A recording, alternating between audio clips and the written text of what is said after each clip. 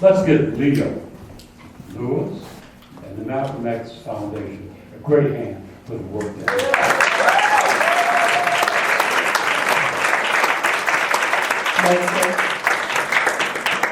I want to kind of get oriented here. I'm not sure about a couple things. One, this is not New Hampshire, am I correct?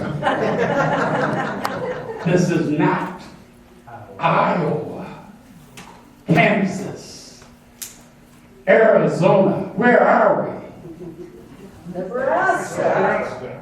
Omaha, Nebraska. Give yourself a big hand.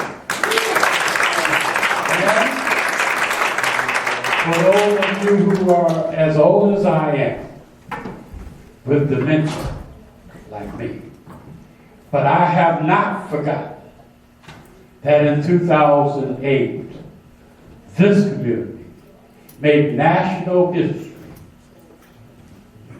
by having a Democratic candidate win this congressional district and had a split electoral vote like never before in the history of the United States. Give yourself a big hand. My job is simply to introduce someone who I have a great amount of respect for. It's my pleasure to introduce the speaker. Mary Ann Williamson is an author, an activist, a non-denominational faith leader, and Democratic candidate for president. For 35 years, Williamson has been a leading progressive voice on spirituality and its intersection with politics. She is an author of 14 books, 4 of which were New York bestsellers. That means a lot of books.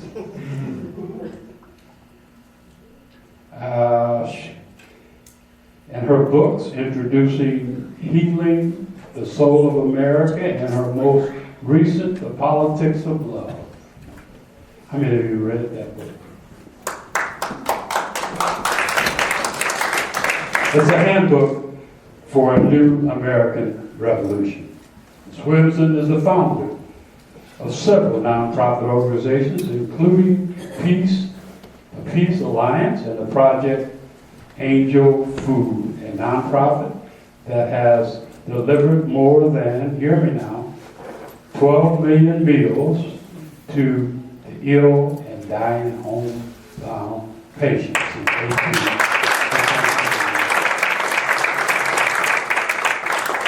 Her signature policy issues include establishing a U.S. Department of Children and Youth, a department for and related to the peace and reparations. No hand on that?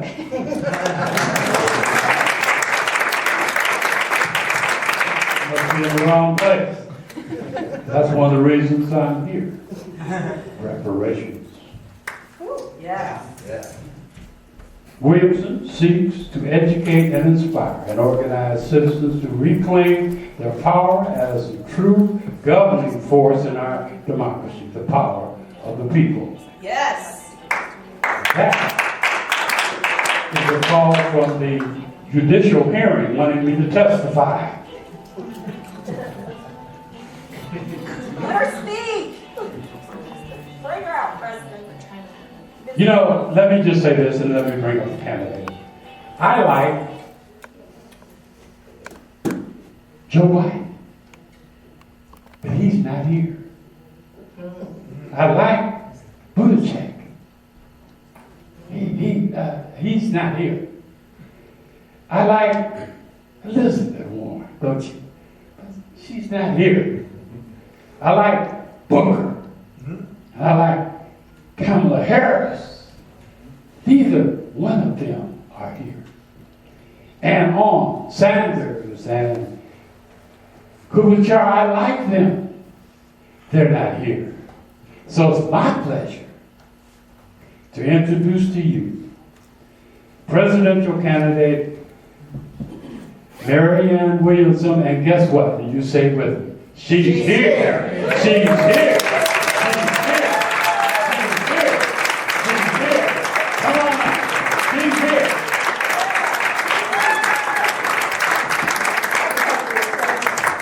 Thank you. I'm honored to be here. And I'm honored to meet you, sir. Honored to be here in this space, honoring Malcolm X. Honored to be in a city which has seen so much history, especially regarding racial history in the United States. I hope to be able to convince you today that there's more going on here than just that I'm here. I hope to be able to convince you I'm also the one who would beat Donald Trump.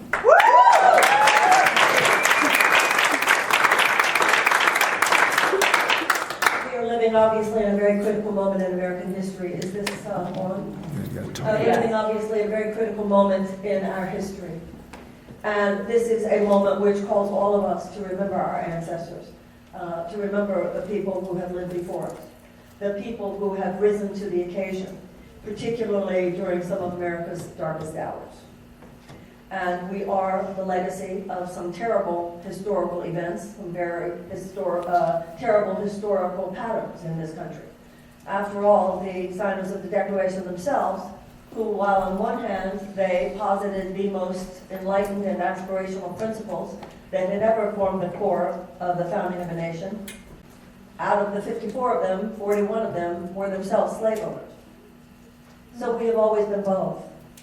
We have always been in every generation, including our own, not only a country based on the most aspirational and enlightened principles, enlightened because they posit that society should do its best to provide a space of limitless possibility for all human beings. That very idea, that no one should be considered entitled to more opportunity, that no one should be considered entitled to more advocacy from the government, but rather that government should advocate for the people and for the equality of the people and for the inalienable rights given by God for all people to have life, liberty, and the pursuit of happiness.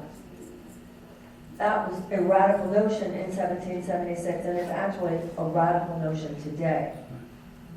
Particularly because there are forces among us today, just as there were forces in 1776, and just as there have been forces in every generation, which would use their power to mitigate against those possibilities.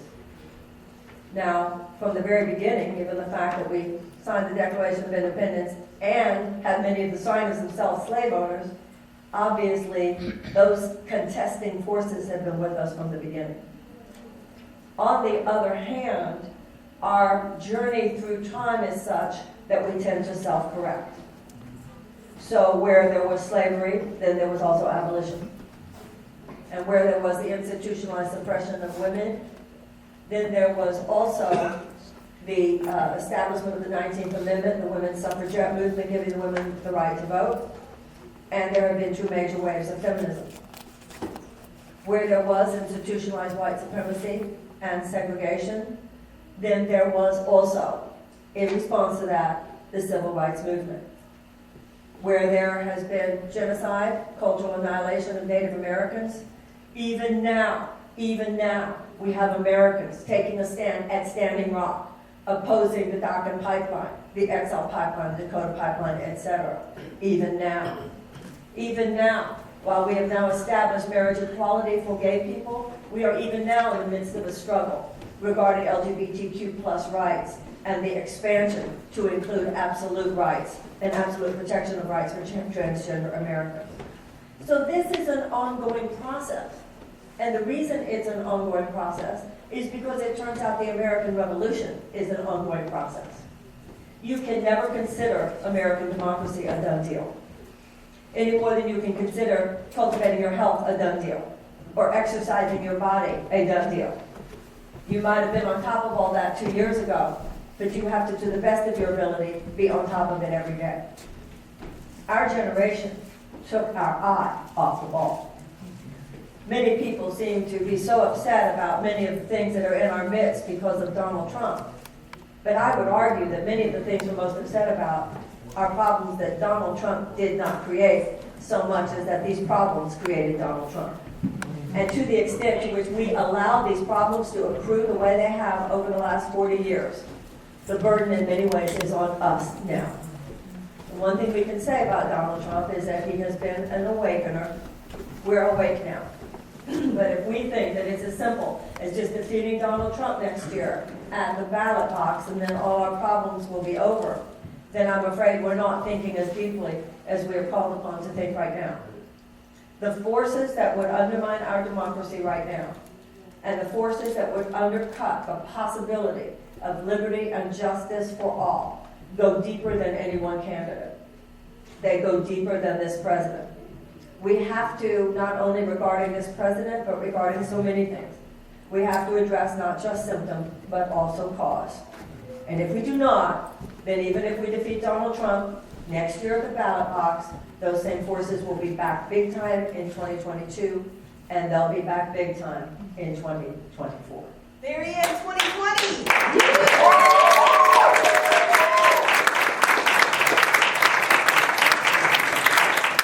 Political machinery today, and it is a machinery, it's a political industrial complex. It's a campaign industrial complex.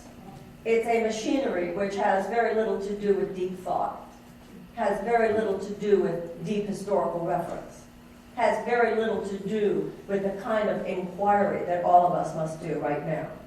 Not only into our own hearts, to see the shadows that exist within us, but to also recognize those deeper shadows in American society. How they operate, how systemic they have become.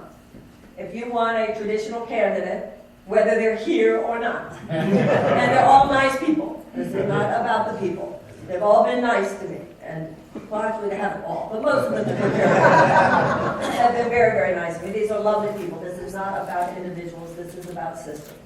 But if you think that as long as we just elect a Democrat, everything will be okay, then you yourself, I would submit to you, might consider whether or not you're playing the game on a deep enough level to be rising to the challenge of American citizenship today. We have a problem in our midst which has to do with an assault on the very underpinnings of American democracy. And it is a problem that is bigger than one person. It is a problem that is bigger than one piece of legislation. And it is a problem that cannot be solved just because we have a policy here or a policy there. It is a problem that can only be solved if America is willing to take a good look at itself in the mirror. And I want to be president because what I've done for 35 years is to help people take a good look in the mirror. And what I've realized is that nothing really transforms until you do that. That's good. And,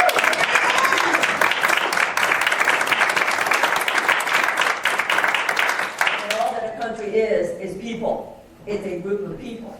So the same forces, the same psychology, the same emotion, the same spiritual principles that prevail within the journey of one person prevail within the journey of a nation. And so what I know about the journey of one person is that number one, you have to get honest. America needs to get honest. You need to get real. America needs to get real. America needs to admit its character defects. America needs to take a fearless moral inventory. America needs to atone for its errors. America needs to make amends for its historical wrongs. America needs to rise to the occasion. America needs to remember that we are to be a democracy and commit ourselves more to democracy than to corporate profits. We need to remember our humanitarian values. We need to rise to the occasion in our generation as others have risen to theirs. Yes.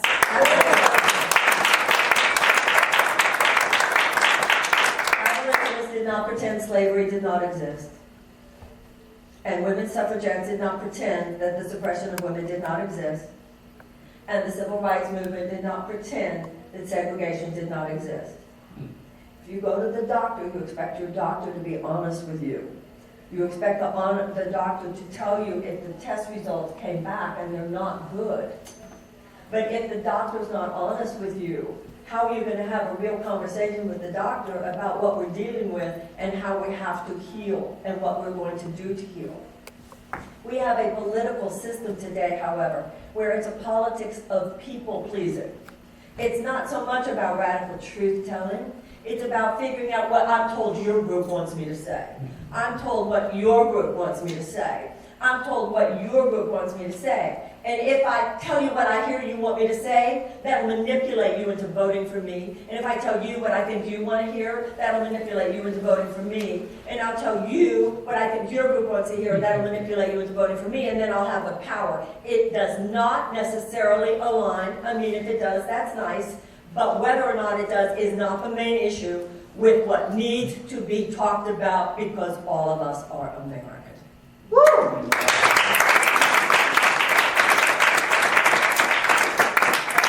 Unlike many of my fellow politicians, I should say, I don't believe that people are only interested in themselves. The political system talks to us like we're selfish, talks to us like the assumption is that we only care about ourselves, and talks to us like we're not deeply intelligent. That is not my experience of this country.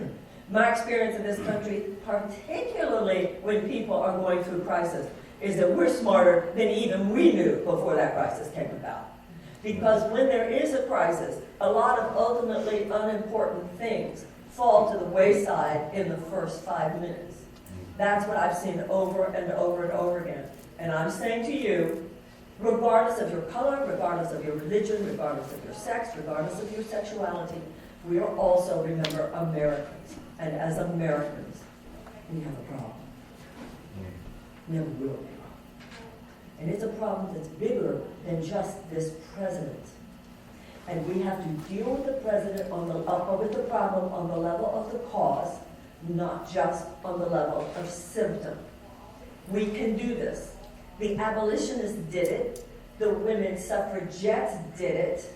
The civil rights movement did it. We're not going through anything other generations have not gone through before us.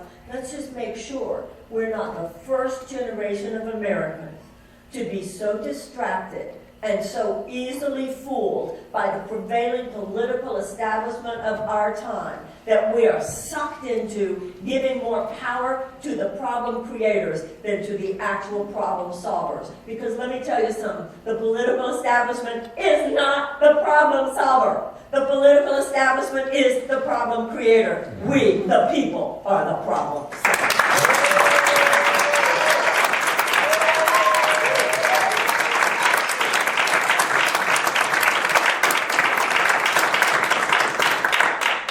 Government did not wake up one day and say, let's end slavery. The U.S. government did not wake up one day and say, let's give women the right to vote. The U.S. government did not wake up one day and say, let's desegregate the South. The movement towards those things began with the people. It began with the abolitionists, it began with the women's suffragettes, it began with the civil rights movement. The people rose up and the people stepped in. It is ridiculous for us to decide which establishment politician is going to fundamentally disrupt the political status quo. The political status quo does not fundamentally disrupt itself, it perpetuates itself. That's the whole point of a status quo. And I challenge the idea that only people whose careers have been entrenched for decades within the consciousness that drove us into this ditch are the only people we should consider qualified to drive us out of this ditch.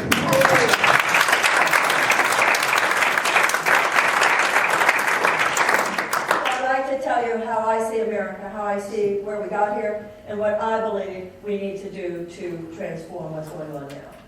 The problem began 40 years ago, and many of us are old enough that we remember, and for those of you who are not old enough to remember, we're going to tell you, kids.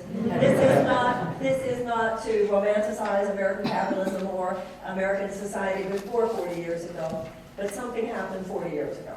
And the main way I can make a distinction between the last 40 years and the 40 years before that was that before 40 years ago, none of us lived in a country where America always got it right, where America was free and just for everybody, where America had moral authority around the world. It's not like we lived in a country where America was always everything we said that we were. But before this era, the social consensus was that we were supposed to be. We all got that we were supposed to be. Everybody got that we're supposed to be better. And so when we weren't just, or we weren't standing on our values, there was a general consensus, well, we really should try to get that right. What has happened in the last 40 years is very, very dangerous. And I'll tell you why. 40 years ago, like I said, many of us old enough to remember what happened. It wasn't like covert, it was right in front of us. It was an economic theory. And it was an economic theory often called trickle-down economics. And it was this idea that the U.S. corporation had only one responsibility. Now see, before then, those of you who are young might not believe me, but I'm telling you it's true. Believe it or not, before then, the U.S. corporation was actually expected to care. Can you believe it? It was actually expected to care if somebody had worked for the corporation for decades. Then the social idea was that it really should care whether or not that person has a dignified retirement. You know, it was just a thought that was in the air. But it was a glue that held things together because it was a basic ethical consensus. It was a publicly moral consensus. We were supposed to try to be good. We were supposed to try to be good to each other. We were supposed to try to be good to other countries. I remember during the Vietnam War, there was something called the My Lai massacre. I'm old enough to remember. It was a terrible, terrible thing where it was American military personnel that perpetrated this massacre in a Vietnamese village. And the whole country knew enough to be ashamed. The whole country knew enough to hang our head in shame and be really, really aware that that's not supposed to happen here. We're now living at a time where, for the sake of $360 billion in an arms sale to that murderous dictator crown prince in Saudi Arabia, the United States is giving aerial support for a genocidal war. Genocide, where Saudi Arabia is literally causing the starvation of tens of thousands of people in Yemen. Many of them are children. Their pictures are all over the internet. What's the difference between before and now? We're not even discussing it. And not only that, but the people who are the forces behind that, the American corporate forces that are behind that, aren't even pretending to spin it. They're saying, what of it? And there was a bipartisan bill trying to get our president to stop this. The president vetoed it, and they were not able to override his veto. And my fellow candidate, Bernie Sanders, was among those who led that effort. And when our Secretary of State was asked about how America could do this, that would make our grandparents roll over in their graves, his response was, well, sometimes, he said, you can have strategic partnerships with people who do not share your values. No, you can't. That means you have no values. And that is what has happened to America. Public morality is gone. Because trickle-down economics says that the only responsibility of the corporation is short-term profit for its stockholders. And that if that's at the expense of the worker, if it's at the expense of the environment, expense of the community, expense of your health, expense of your children's health, the expense of the well-being of people around the world, expense of the well-being of the planet, whatever. Because the idea is that that's the bottom line, see. You got to just increase that stockholder value. And when this was first promulgated 40 years ago, there was a promise. They don't even bother to promise it anymore. They don't even bother. The promise was that this would make this one group of people a lot of money. And that was great because they get so rich and they would create jobs. And so all that money would trickle down and it would lift all boats. Well, ladies and gentlemen, it's been 40 years. Can we have a conversation now? Yeah. Because after 40 years, I think the jury is in. It did not lift all boats. It has left millions and millions of people without even a life vest. It has destroyed America's middle class. It has caused such a gigantic transfer of wealth into the hands of a small group of people that 1% of Americans now own more wealth than the bottom 90%.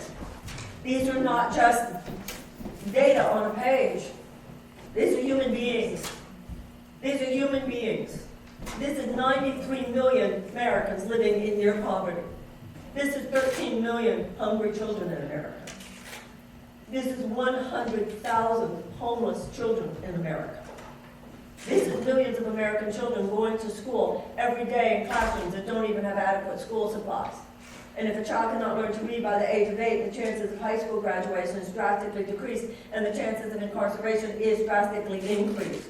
It means millions of American children who live in what's called America's domestic war zones, where they're experiencing a form of PTSD. You think these high school kids, these elementary school children, who know on any given day their prayer should be, "Dear God, don't let me get shot in class today." You think this is not going to have traumatizing effects on their lives for the next few decades?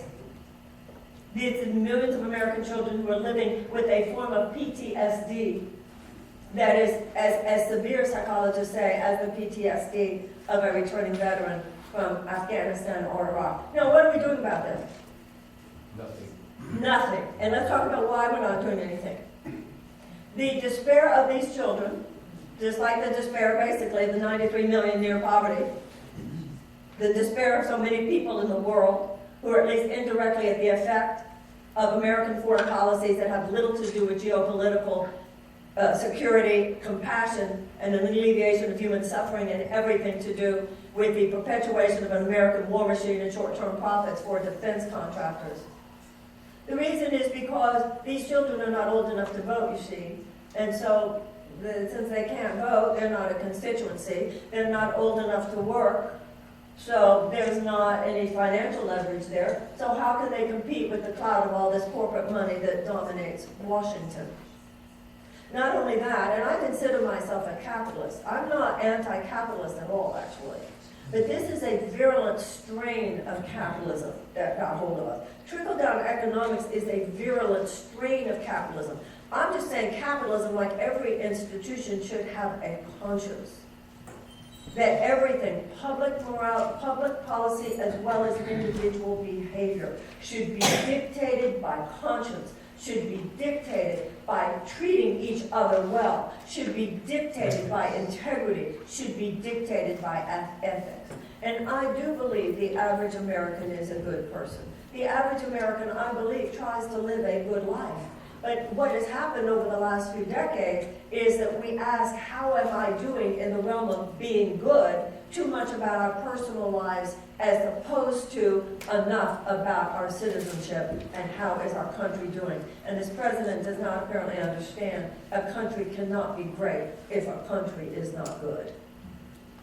So we have to rise up, because this economic system is basically sociopathic. What do I mean by sociopathic? If you meet a person and they have no empathy, you meet a person and they have no sense of your humanity or no sense that they have any moral responsibility to you, that is a sociopath. And you learn to beware and stay away and not let that sociopath do things that affects your life. Because if you do, it can be harmful. Am I right? Yes.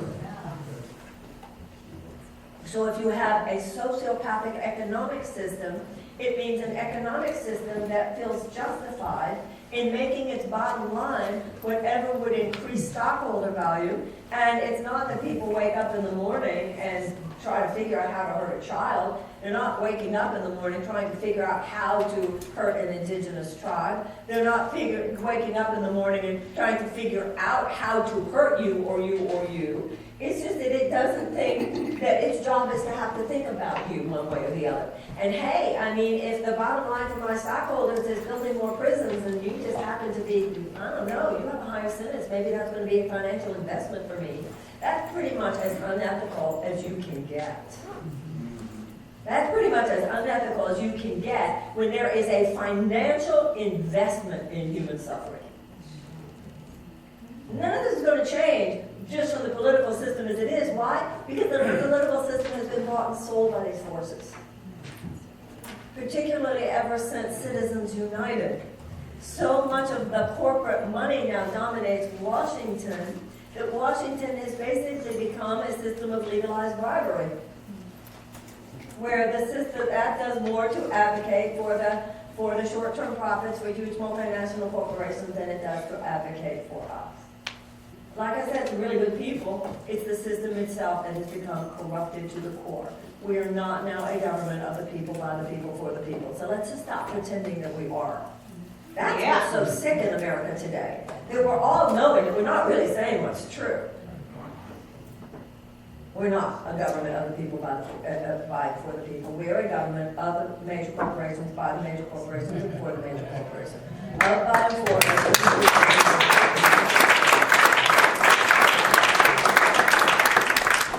We are a government that works of, by, and for health insurance companies, big pharmaceutical companies, food companies, chemical companies, agribusiness, gun manufacturers, oil and gas, and defense contractors. They're the new aristocracy. First they get theirs. Aristocracy is what we repudiated in 1776, and it is time to repudiate it again. That is what is traditionally American. That's what we were born from. What is traditionally un-American is how complacent we all are. That's what's so odd. The only rambunctiousness you see is with Trump supporters. The only hell no you see these days is from those guys. What's happened to us? What has happened to us? What, would he be happy with this? I don't think so. I don't think so. We've been lured in. And we've been lured in by things being just good enough. Just good enough for just enough of us. And then they say to people like us, what are you complaining about? It's fine for you. And it's like a mind fog. Because, well, yeah, it is, but I think the people on the other side of town, I think the people on the other side of the world, and then even in campaigns like this. And I feel like a lot of affection for many of the candidates who've been very kind to me. But if you notice, there's no conversation about child poverty. There's no conversation about the military-industrial complex. Well, Tulsi and me. The two who have been so smeared. Why do you think that is? Interesting. Are we so foolish? Because we wouldn't like to think we would be so easily fooled in our personal relationships. And in our personal relationships, if somebody was pulling the wool over our eyes, a friend or loved one would say, what are you doing? Do you not see what's happening here? Would we not? Yeah. And it's time for us to turn to each other and say, do you not see what's happening here? It is time for the people to stay. What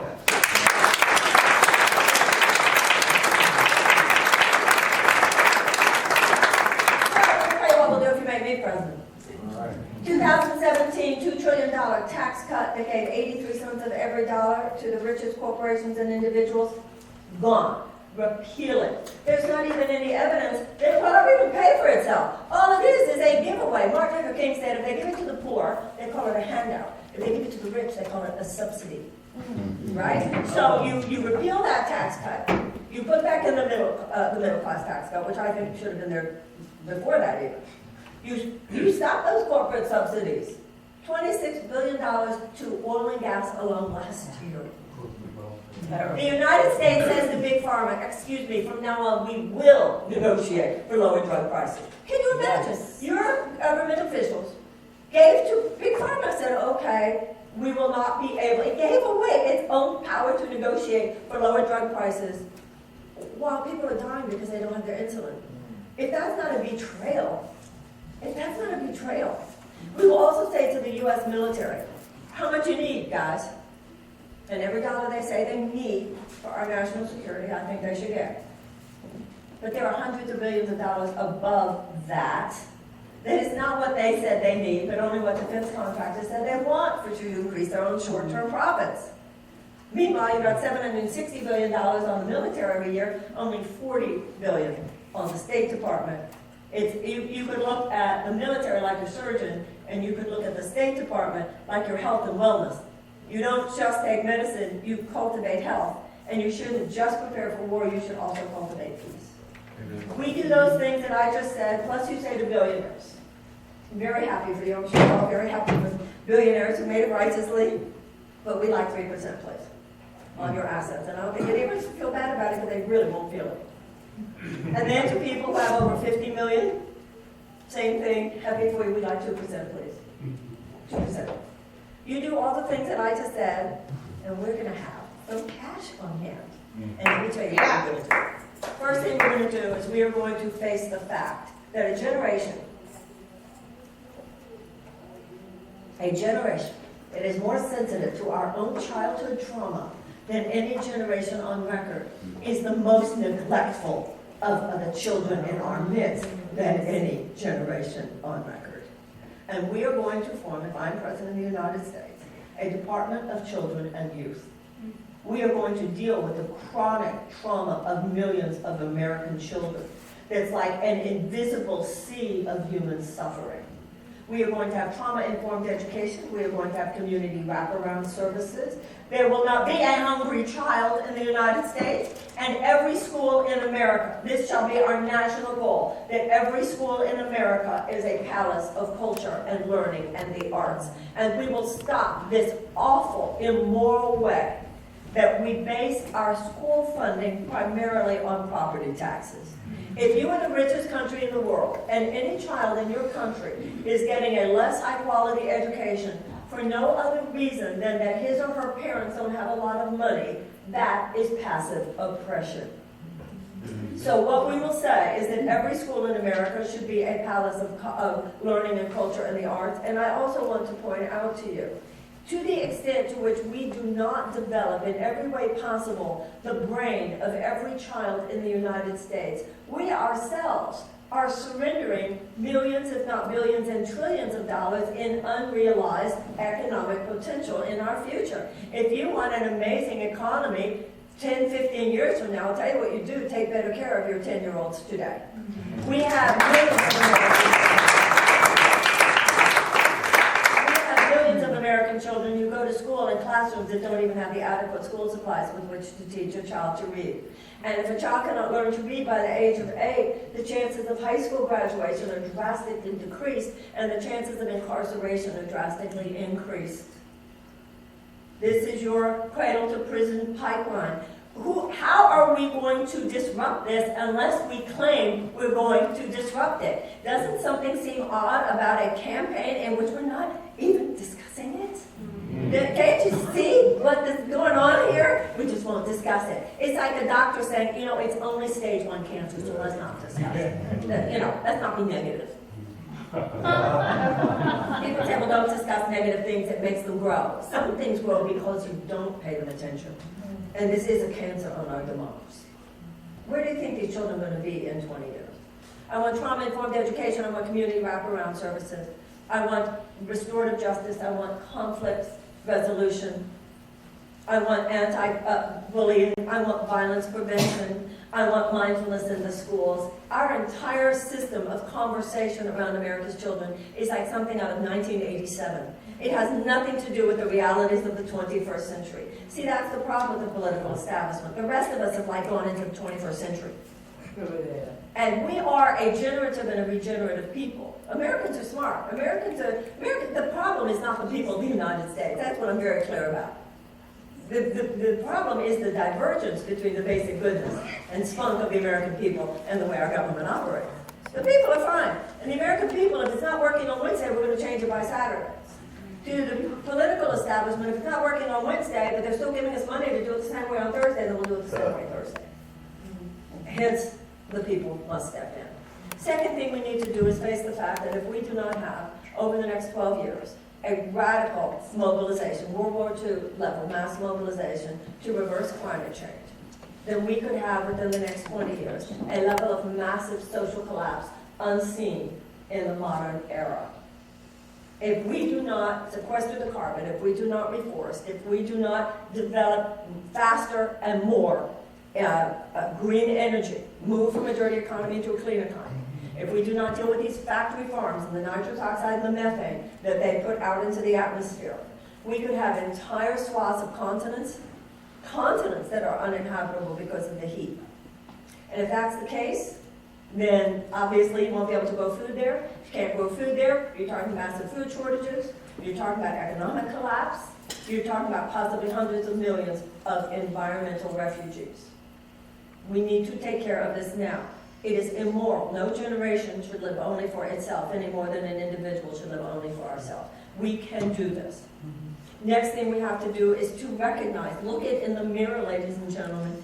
Our national security agenda is not based on even imagining the possibility of peace on this earth by the end of the 21st century. We're not even talk about it. When I was a kid, we used to go, ban the bomb. We don't even talk about it. That's how they got to it. They just exhausted us. We don't even try anymore. And now you have a generation that's grown up. You don't even remember a time when there wasn't war.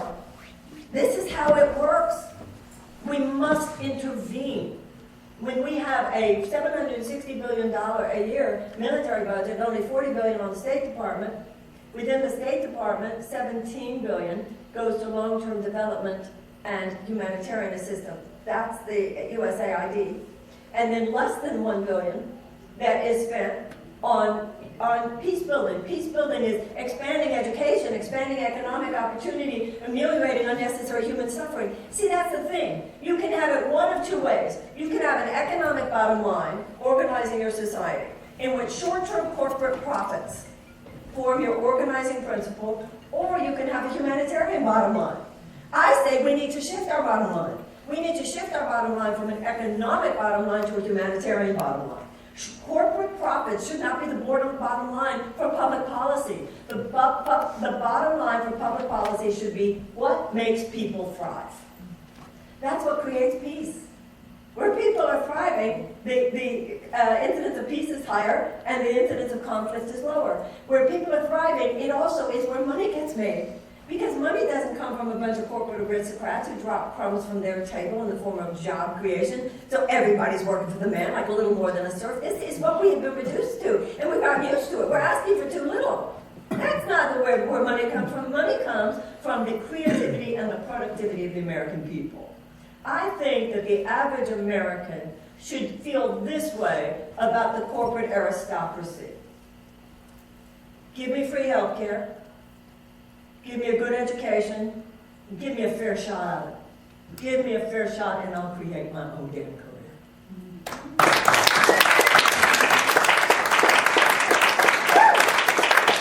Very settled, but it's going on too long. And now we have elections and we're not even talking about the core of the matter. And then when somebody comes around and talks about the core of the matter, namely me, it's almost looked at like it's radical. What have I said today that's not common sense? I said we really should feed the babies. We really should feed the kids. I said we really should repair the earth so that our grandkids can breathe. And I don't know, we should at least take some effort so that maybe there won't just be perpetual war until the end of time. And that sounds radical. That shows what trouble we're in. That shows how trained we have been to what is in essence more than a dysfunctional political reality. It is a malfunctional political reality. That's why I want a United States Department of Peace. I want a peace academy as well as a military academy. I want the peace creators, the peace builders to be at the table of our national security agenda just as much as our military experts. Military is important. Of course we must have a strong military, but I see it like a very fine surgeon. Does the United States need to have the best surgeon on hand? Should surgery be necessary? Yes, we do, actually. But you avoid surgery necessary. So we need the equivalent of the health and wellness space in the space of geopolitics. And these are the reasons why we need things like free healthcare. These are the reasons we need free college. These are the reasons that we need to remove the college loans debt, so that people can soar, so that we can unleash people's spirits. Too many Americans walk around in total economic tension and anxiety and constriction, not knowing what will happen if they get sick or their kids get sick, or how will they pay for their kids to go to college, or how will they ever get out from under these college loans. It's got everybody in such tension, everybody in such stress. And then we're wondering where all this sickness comes from. And we're wondering where all these health crises comes from. And then you hear these politicians talking about how they really need to deal with this mental health crisis. I have a great idea for what they should do to deal with the mental health crisis. Stop driving everybody crazy.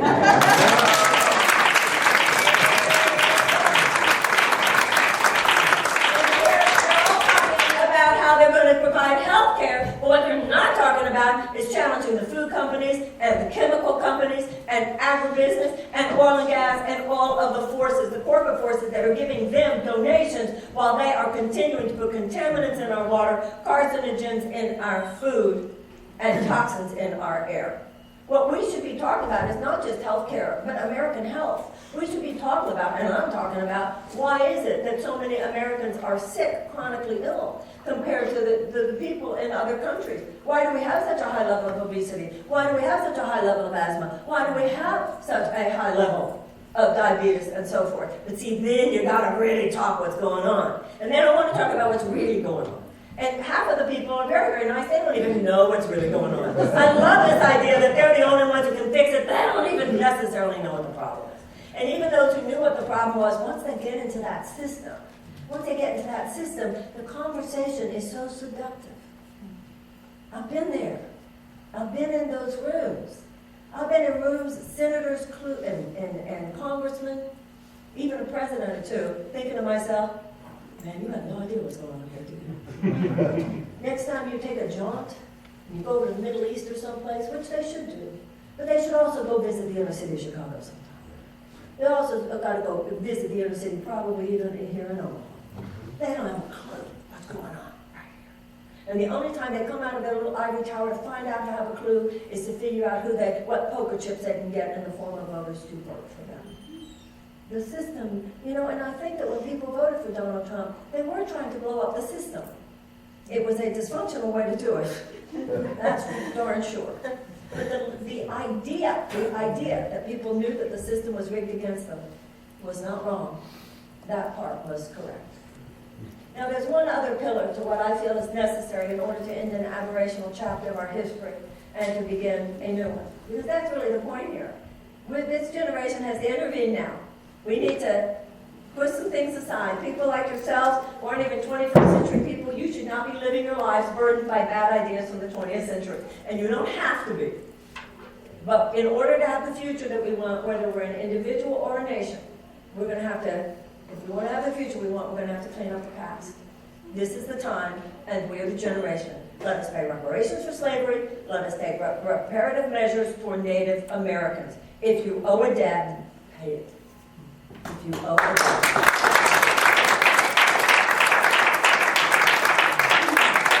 Germany has paid $89 billion to Jewish organizations since World War II. That doesn't mean that the Holocaust didn't happen, but it has gone far towards establishing reconciliation between Germany and the Jews of Europe. I don't think the average American is a racist. That's not my experience or my belief about it.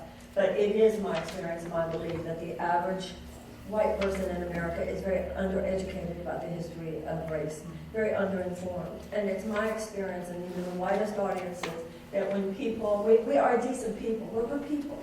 And when people kind of hear a thumbnail sketch, okay, you have your first slave ships in 1619, slavery not abolished till 1865, that's 250 years.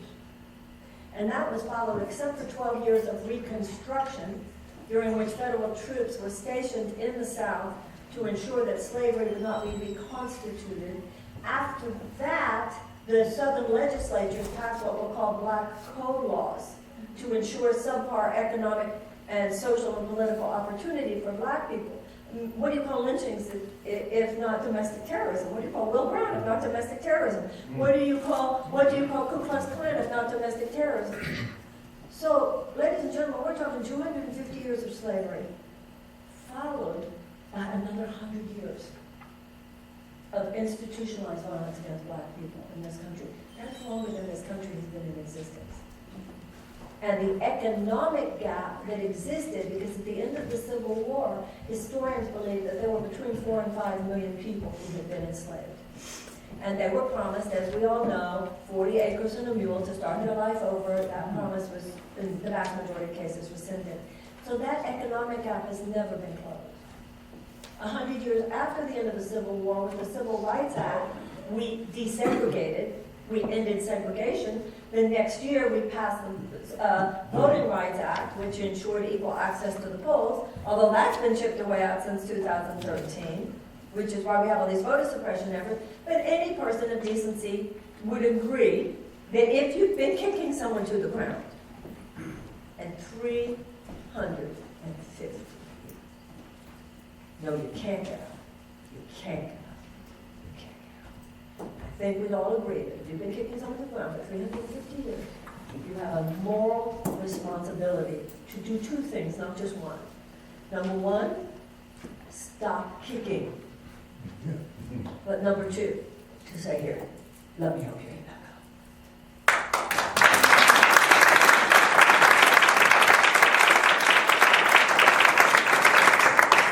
Reparations are different than race-based policies. Race-based policies are good, you know, it's like billions of dollars for historically black colleges, billions of dollars for investment in home ownership among black people. All those things are good. But they don't go to the cause. They leave open the question of whose fault is this gap? And also it's a continuation of a paternalistic pattern, because it's my saying, I messed with you, now let me tell you how I'm going to fix you. There's something of moral authority to reparations. Because with reparations, it's an acknowledgement, it's got moral force. It's an acknowledgement of, it's an inherent mea culpa. It's an acknowledgement of a wrong that was done and a debt that is owed and the willingness on the part of a people to pay it. My plan is for $500 billion that would be dispersed over 20 years. It would just be dispersed to a reparations council made up of black leadership from academia, business, religion, government, etc. And the stipulation on the part of the United States government would be that the money has to be spent for purposes of economic and educational renewal. Beyond that, it's not white Americans call how the money is spent. That's part of the moral force of it too. If I owe you money, I don't get to tell you how to spend it. It is that kind of thing which will actually cause a disruption. So once again, you know, when I was on the debate stage and I talked about reparations, everybody was talking about it. As soon as I got off the debate stage, there's no conversation about it anymore. That's how it works in America. So this is a time for us to decide.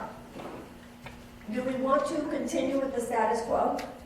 No. Because just defeating Donald Trump, I believe, is imperative. We must. I'm a Democrat. I'm running as a Democrat. And I believe that we absolutely must elect a different president, because I don't think this is about conservative versus liberal. Eisenhower said that the American mind at its best is both liberal and conservative. I actually believe that. But he is not a conservative. He is an authoritarian corporatist. And the corporatocracy and authoritarian corporate matrix of aristocracy is completely antithetical to democracy. But if all we did, now, not only that, I began talking today by saying that I'm going to present you with my argument that I'm the best one to defeat the president. Now, some of you might not be able, some of you might be Trump supporters, and that's fine too, that's your right. Some of you might want very much to see the president defeated in the polls, but you're thinking, well, who's going to actually defeat him? And I would like to place for your mature consideration this. This man is not just a politician. This man is a phenomenon. And we are kidding ourselves if we think just traditional political strategy is going to defeat us. We need somebody who is meeting him and matching him on the level of emotional frequency. Only outrageous truths will be able to defeat outrageous lies. We need you, Marianne.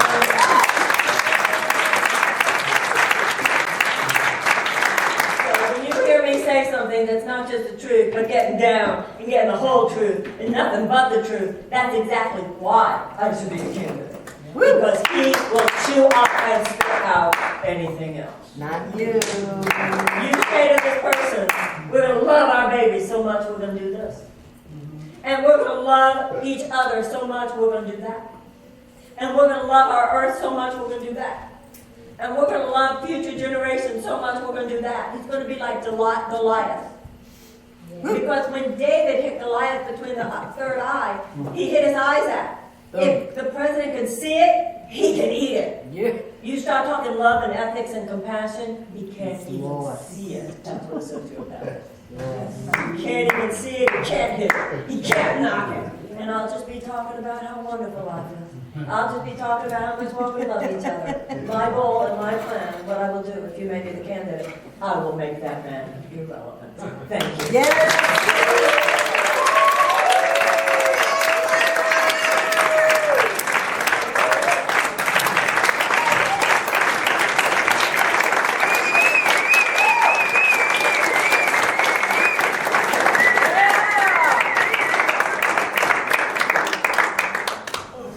I'm voting for her. Okay, anybody have any questions that you want to ask? Yes, ma'am. You know, one of the things that was extremely apparent, my name is Courtney Allen Gentry. I'm actually the only black nurse in the country with my credentials as an advanced board certified holistic health and wellness nurse, and I specialize in the integration of cannabis and CBD science into public health. So this has been a huge social justice issue, not only in our state, but around the country. That's not what I'm here to talk about, though. What I am here to talk about, though, is the fact that alcohol actually is one of the main reasons why people have voted for Donald Trump. Well, there was actually a study that came out in the journals of the Annals of Internal Medicine that looked at the voting patterns of people that voted for Trump. And previous to voting for Trump, they had actually voted for Gore. But in the year of the Trump election, people overwhelmingly voted for Trump in counties that had a 15% premature death rate from alcohol. So now people don't understand this, and this is one of the conversations that's going on in this country, is that we have an opioid problem. And in reality, in Nebraska, we are the second best state in the country for opioids, so we don't have an opioid problem, but we are the 5th worst state in the nation for alcohol. Is the fact that you are the worst in alcohol have something to do with the fact that you're one of the best in opioids? No, it has to do with austerity policies. When you look at the states that have rickets, Wisconsin, Minnesota, their county health indicators and our health indicators have dropped like rocks. So we are getting, unparalleled growth, unchecked growth like cancer, but a diminished infrastructure. And men making $75,000 or more, white men, we have the highest rates of premature alcohol and death from premature alcohol. And that's between 40 and 60. So, white people who are wealthy are dying of their own policies that they're voting for, and they're overwhelmingly voting for Trump. Now, if you look around this room, how many people here know someone who's died from alcohol, who's been impacted by alcohol, who's, raise your hands. There's many, many. And no one's talking about the fact that people are drinking themselves to death. And the reason why they're drinking themselves to death is because they have psychic and spiritual pain. Yes. Right? And that psychic and spiritual pain is greatly exacerbated by economic stress. Well, that's, It's people are just, as I said today, millions and millions of people are living in chronic economic anxiety every single day in the richest country in the world. And how could we have expected different when you have this massive transfer of wealth over the last 40 years of so much money into the hands of 1%? But, wealthy people are drinking themselves to death. Well, wealthy people have economic stress as well. Yeah. Economic stress and anxiety is not just in people who do not have enough, because everybody's just keeping up. And the stress and the lack of community. And even the food that we eat, by the way. That's why my whole health plan, my health care plan, which I will be talking about within a week, has much to do with preventative measures, has much to do with the health of the food, has much to do with incentivizing a healthier lifestyle. We need community, we need lack of stress, we need mindfulness in the schools. We need sidewalks. That's exactly right. Don't even have That's sidewalks. exactly right. But once again, this is not what this Transportation country policy. invests in, because this country is not investing in a healthier lifestyle. This country is not investing in peace. this country is not investing in the happiness and the opportunity and justice for its citizens. And that is what we, the people, need to wake up to. It's an entire paradigm.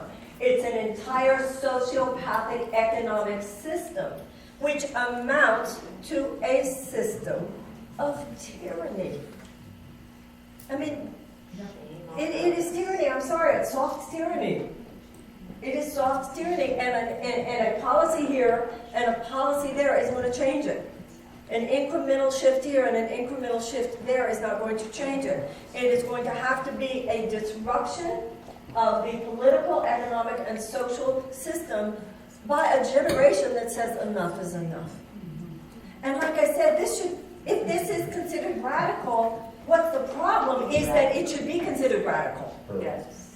Be radical. That's how bad the problem is, that this should be. I'm not kind of a radical person. This white woman has been lucky in America. I understand, Oprah Winfrey had me on her show. I've sold some books. I understand the high side of the marketplace when it works for people. The problem isn't that some people can create wealth in America. The problem is not enough people can create wealth in America today.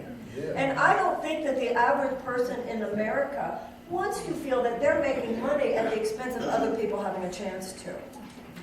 So if you're in the club, and to some extent everybody in this room is in the club. Everybody in this room is in the club. We know if you're in the club in America, this is the best place in the world to be. Not enough people can get in the club today. And that's unsustainable. And even in my parents' generation, everybody, not everybody, it was never perfect.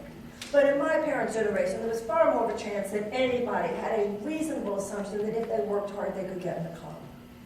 We have millions and millions and millions and millions of people today, particularly children, who do not have a reasonable shot at it. And I believe that one of the reasons that Trump won was because people knew that the system was rigged. And they were right.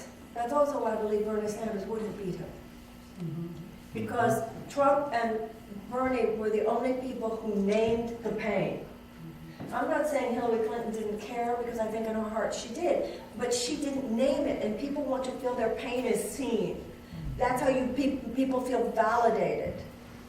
But today, I feel that the Democratic Party missed 2 years ago. They missed the emotional tenor of the moment.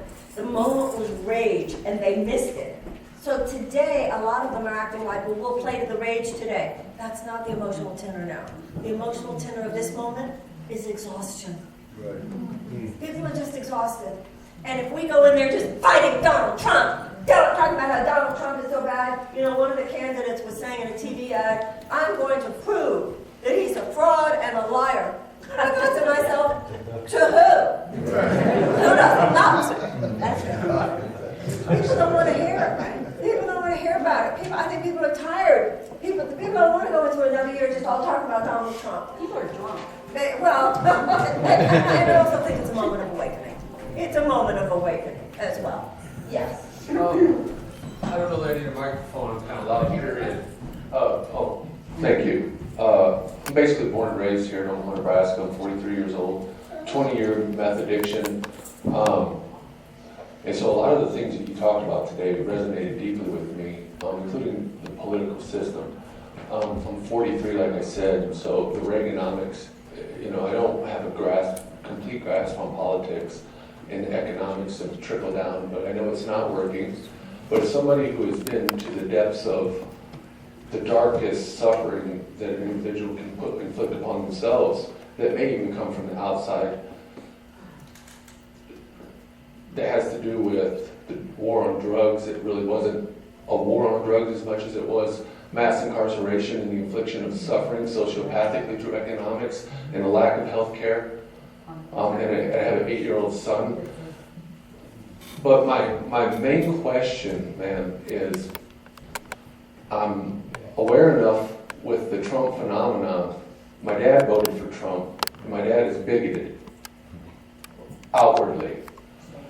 And when I look back at the DNC, the Democratic Party, and how the individual that you mentioned, Bernie Sanders, named something, and the divergence of the Democratic Party itself in the face of what America was angry over, how do you, and this may be in a not very articulated question, but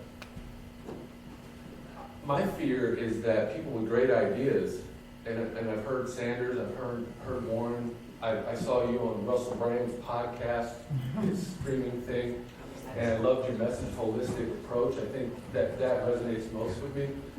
How is the Democratic Party going to play together with coherency in love? Because my fear is that one person's ideas, though they may overlap, will fall short in the lack of election protection. I'm sorry, it's still not working. Oh. We're hearing you. We're hearing you. We're hearing it. But you have to give her the mic back. Don't take it away. That divide and conquer.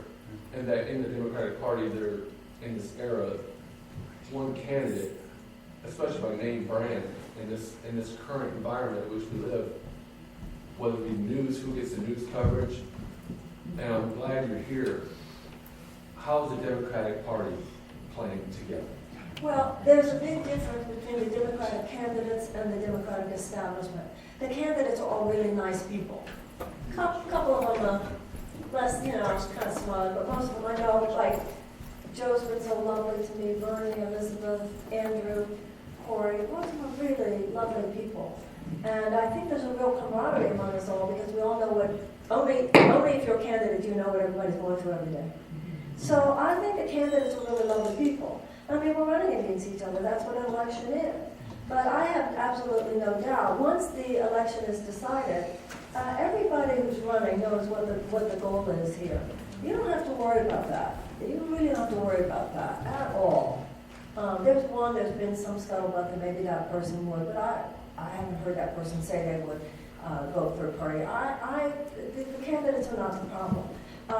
This is an election, and anybody here an Iowa voter? The Iowa voters and the New Hampshire voters and the Nevada voters and the South Carolina voters will make a decision. I mean, everybody, I don't think there's any candidate that doesn't get that. The dark stuff does not come from the candidates, it comes from the DNC. Yes, it does. All this craziness about this reality, all that the debates are a reality TV show. Yeah. That's all they are. And it's a private organization, there's nothing official about it. And they're in cahoots with the mainstream media. It's kind of like when you see boxing matches. There's going to be in Las Vegas on Thursday night. Will it be fight? Will it be war? That's all it is. And they insist that they're doing it because they need to narrow the field. But the voters of those states should be narrowing the field. So all of this control does not come from the candidates. By the way, I agree with you, we should end the war on drugs. It has been a dismal failure. We should legalize marijuana. And we should immediately let out of prison anyone who is there, not only for a marijuana charge, but ultimately we need to decriminalize all. We just need to put this on. When you talk about the phenomenon of mass incarceration, it's all connected to each other. And it is said about the U.S. prison system, it's too easy to get in and it's too hard to get out. There are people in prison today who should be living their lives, who should be productive citizens, and we should be doing everything we can to help them so they can have the miracle in their life. You have been to hell and back. There are a lot of people in this country who have been to hell and back, but there are a lot of people who are still in hell, and we should help them come back. Amen.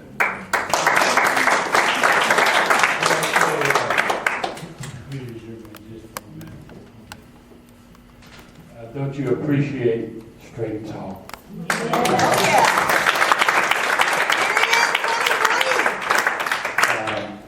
She has, I think she would go to midnight if we let her, but unfortunately she does have a schedule. But maybe two more questions, if you will. Get this on guy that. here, right here.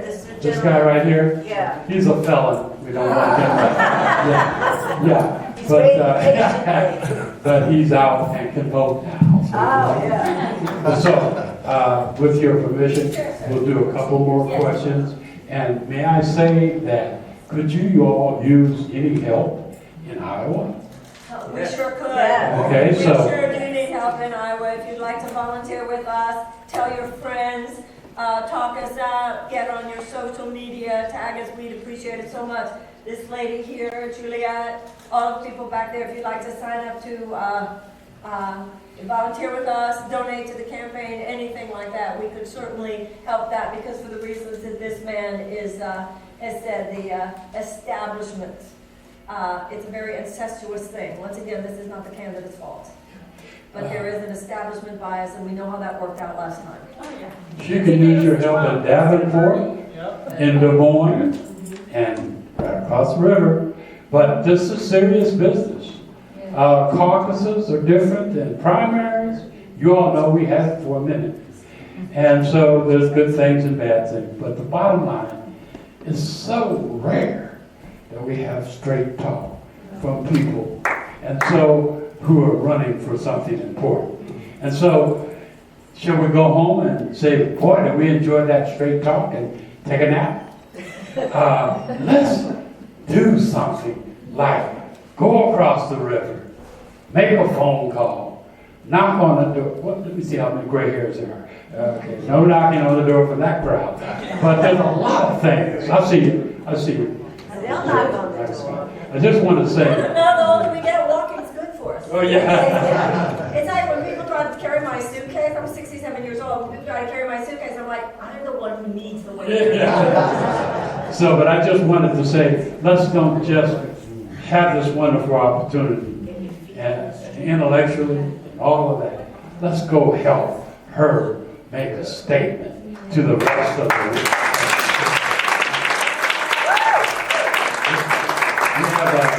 We have a chance for two more questions. Mr. Scott, and you had your hand up. And so, thank you.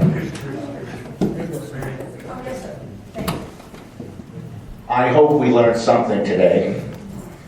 Do not give Preston a microphone. Yes! Does not know when to give it up. You want to play games with me, bucko? Okay.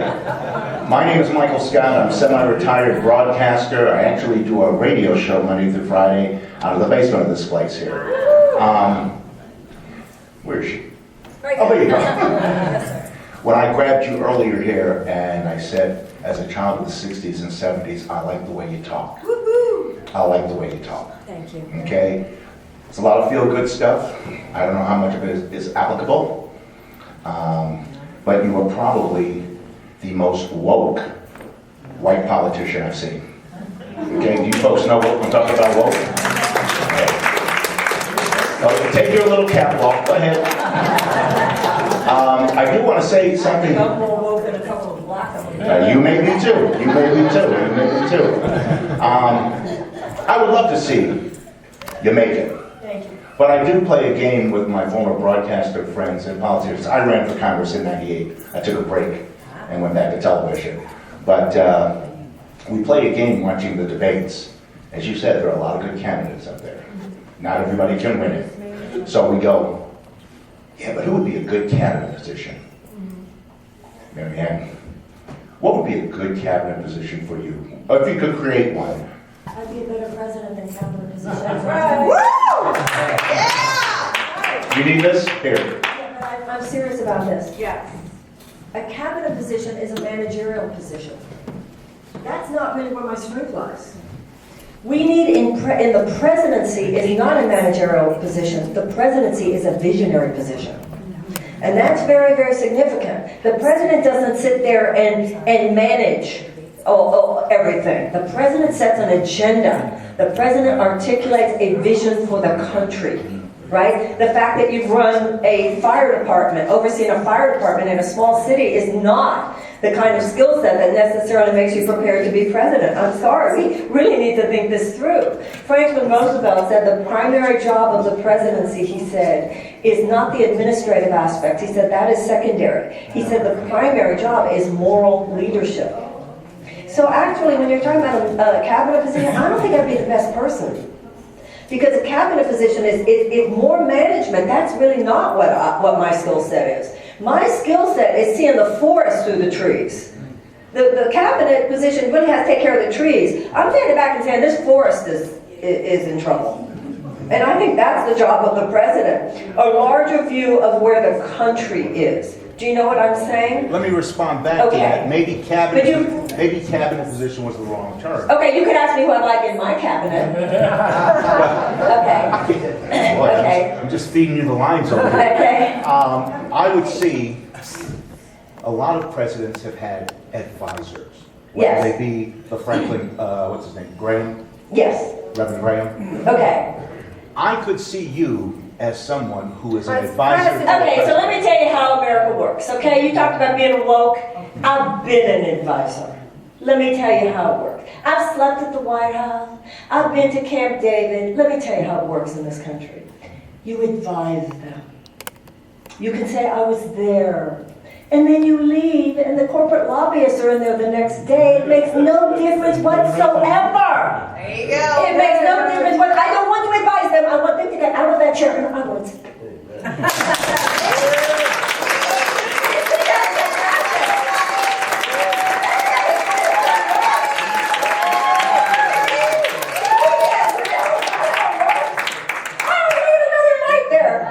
You see, that's how it works to advise them. And they're very appreciative. We got to do more than elevate the conversation. We need to change the country now. Yes.